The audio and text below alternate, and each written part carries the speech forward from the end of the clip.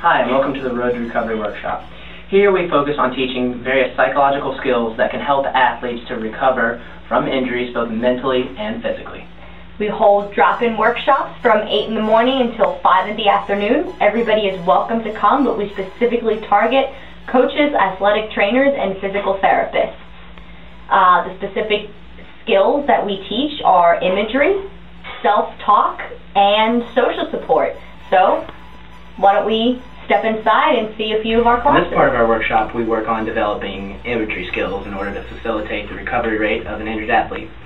We use a 4-step process that was developed by Richardson and Latuda. It involves introducing the athlete to the imagery, which is basically the education phase. Will explain the benefits to the athlete. You present specific research, because imagery works best when the athlete actually believes it's going to assist in the healing process. If they don't have faith in it, it doesn't work.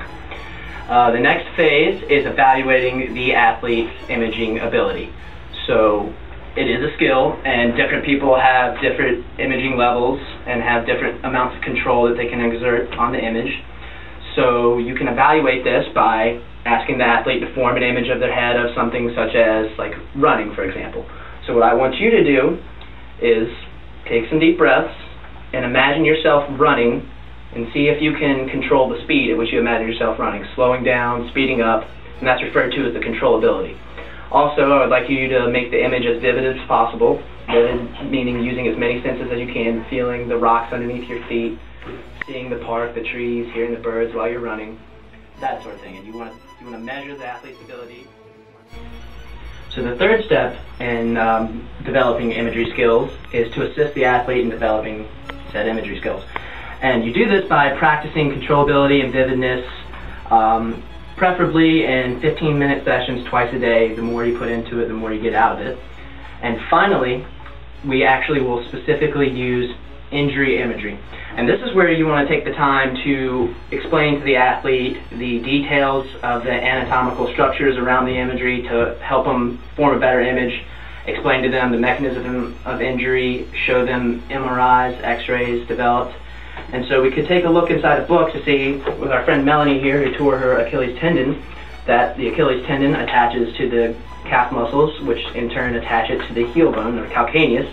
And you ask her to form a mental image of that tendon and visualize the healing process. So visualize the fibers reconnecting, visualize the blood flow carrying away damaged materials and bringing healing cells to the area. And you continue working on that and educating them, and you go from there. Self-talk is the next part of our workshopping program that we will be teaching to the trainers and coaches. Positive self-talk and instructional self-talk are the two types that the trainers should be teaching their athletes to use. Positive self-talk is any positive statement that can encourage the self, while instructional self-talk more so involves instructing the self to take a certain action. Some of the methods that we will teach our trainers to teach athletes is how to change negative thoughts to positive. For example, we will teach our trainers countering, which is taking negative thoughts and using facts to get those irrational negative thoughts to be more positive. Also, we will use thought stopping, which is when athletes will think negative thoughts to tell themselves or cue themselves to stop thinking those thoughts, and hopefully to change those negative thoughts to positive ones by thinking things that are more positive. The ways that we will teach our trainers to teach athletes to use self-talk are outlined by Whaley and Schroyer, and they begin with athletes identifying themselves with a schema, such as a schema as a recovering athlete. Trainers and coaches and therapists are encouraged to tell their athletes that a recovering athlete schema is just as a strong and tough schema as the uninjured athlete that they were before. Rehabilitation is hard work, and identifying with a schema that isn't what they used to have but is still just as important should be highlighted in a rehabilitation program for psychological skills. Once athletes are able to identify with their recovering athlete schema, they will need to learn how to create a possible self, which is a vision of themselves in the future of what they want to be.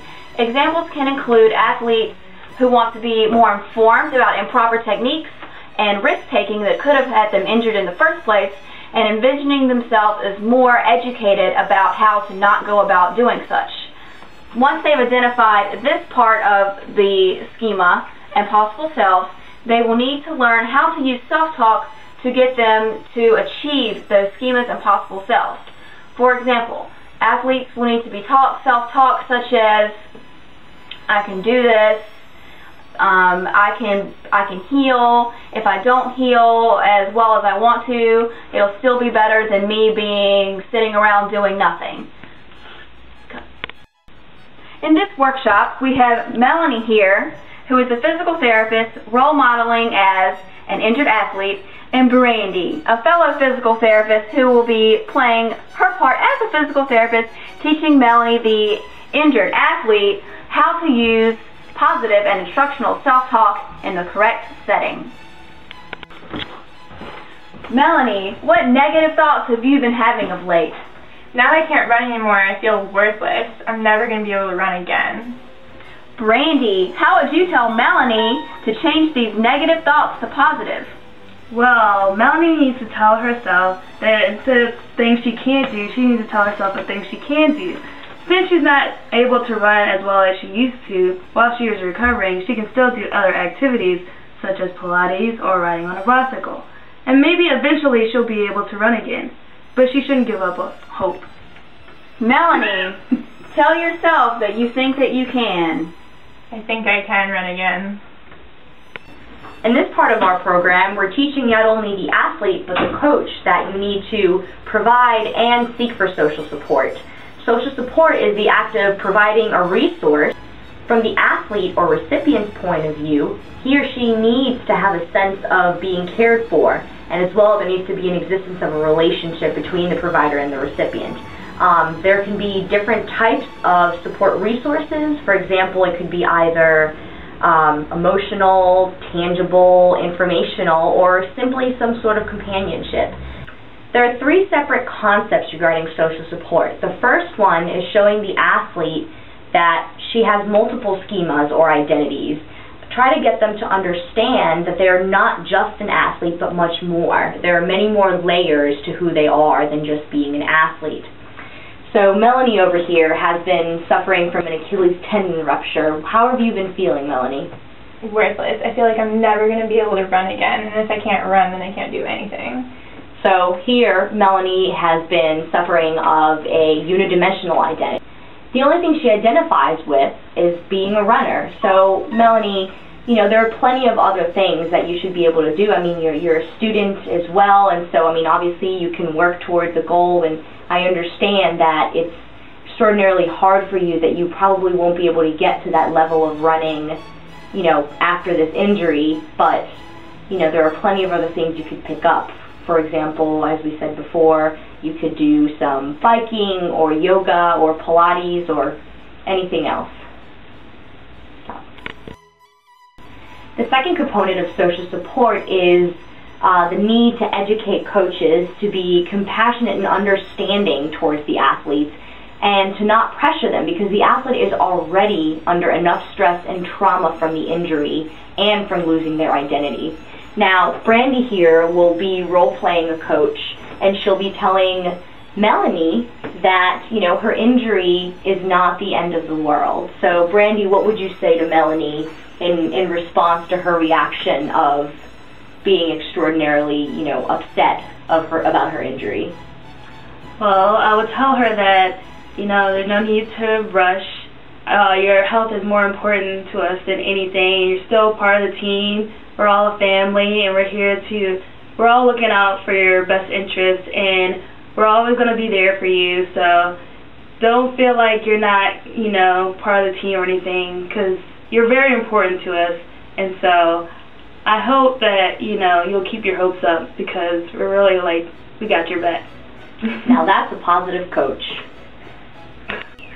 The third and last component of social support is to encourage the athlete to seek out other athletes who have gone through the exact same experience. Now, Michelle here has also suffered a Achilles tendon rupture about a year and a half ago, and it's very important for Melanie to see Michelle's recovery and that she is back to being active. So Michelle, why don't you tell Melanie about your recovery process? Melanie, my recovery process was long and strenuous and difficult, but I stuck to my program and was able to come out as a more educated athlete about how to not be injured, and I also learned that an injury is not the end of the world. It's very tough, it takes a lot of time, but with the support of your team, your coach, your trainers, and your friends and family back at home, you can get through. And if you need to talk to anyone, I will understand, because I've been through the exact same thing. Call 1-800-PSYCH-SKILLS for more information. These skills are important for you and your athletes. They've worked for many of our trainers who have come into our programs and can work for you as well. 1-800-PSYCH-SKILLS. Call 1-800-PSYCH-SKILLS.